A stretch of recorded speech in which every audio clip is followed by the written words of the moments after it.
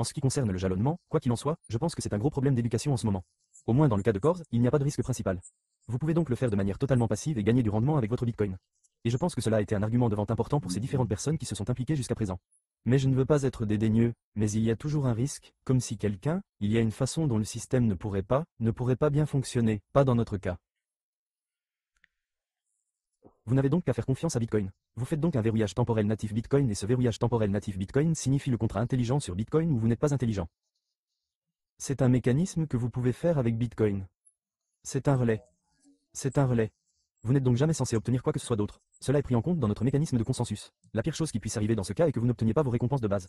Mais surtout, votre Bitcoin n'est jamais vulnérable.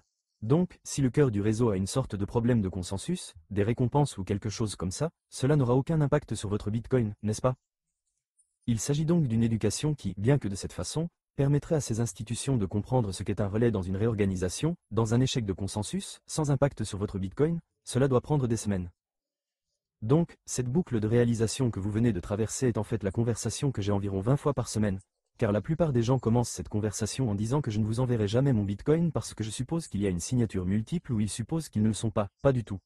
Tu as 2 longueurs d'avance sur ça, n'est-ce pas? Et vous allez passer par là, comme une sorte de gestion objective des objections. Mais l'idée est que les gens soient à l'aise et remarquent qu'ils ne disent pas « Allez-y, faites-le aujourd'hui ». Je dis qu'il faut faire ses devoirs, faire des recherches, tout à fait.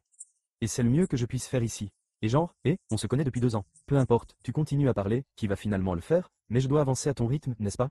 Et c'est là que ça se passe. Et c'est la clé du processus de vente institutionnelle dans mon esprit, c'est qu'il y a tellement de questions et vous pouvez répondre à la même question 50 fois et cela peut être un peu ennuyeux pour vous, mais il est important de faire cette éducation.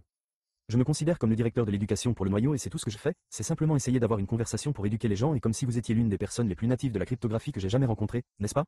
Et comme, nous devons encore avoir cette conversation.